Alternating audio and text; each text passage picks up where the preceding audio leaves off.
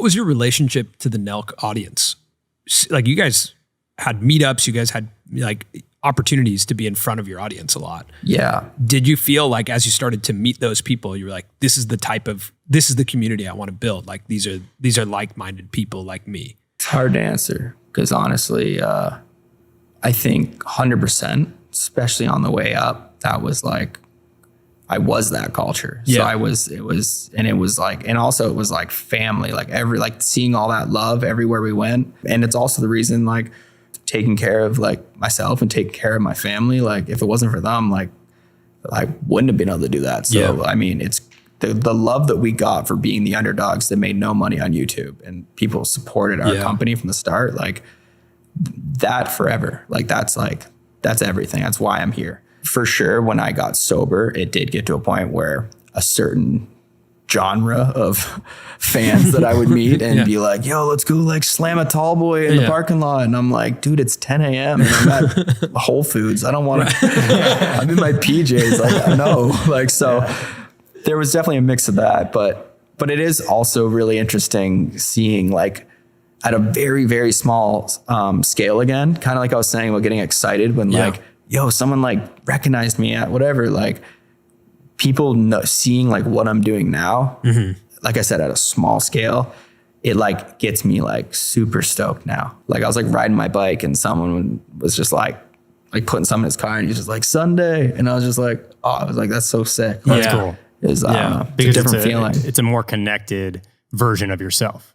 Right yeah, now, maybe there was a few years there where someone being like full send, I didn't like connect to that anymore. I mean, I was like literally trying to like not drink and not like, you know what I mean? Right. It's like very like, not saying full send is only connected to that, but like, yeah, it was just very refreshing. What did you learn from pushing and operating full send the way that you did? Because it really was, I don't know if it is anymore, but like one of the biggest streetwear kind of like apparel brands during that time. It was crazy. I think I like to look at it as, I mean, I never went to college, so I think it was like one huge program that taught me everything to do with like the internet in general, product development and creating shows and creating hype and marketing and creating core followings and like just like there's a million things, but yeah, it was a crash course that taught me everything I need to know. The same reason that there's a client out there paying me a retainer to teach them how to do something with their company. Right. And I feel like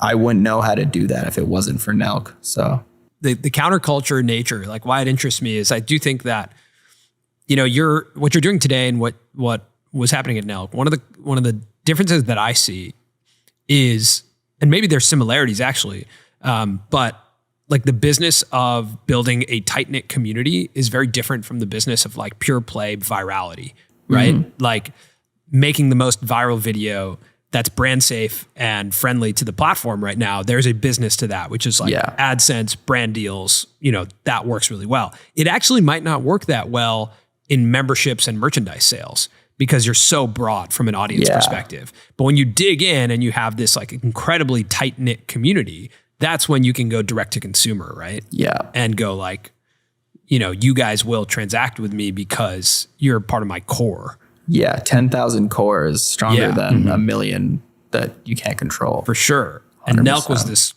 is this crazy mixture of the two where it's like 10 million, you know, and like, what do you do when it goes to that like millions of core?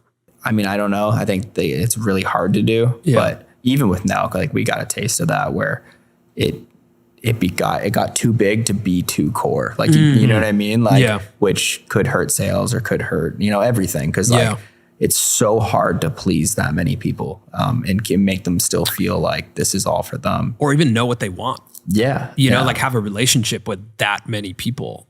My personal opinion and what the peak of it all was when it really was us living on fans' couches, driving around, not making money on YouTube, but still making banger videos, shooting 3 videos a week, like grinding it out and then making clothing that we think is dope. And you buying this sweater is like the way that we keep on making you guys content.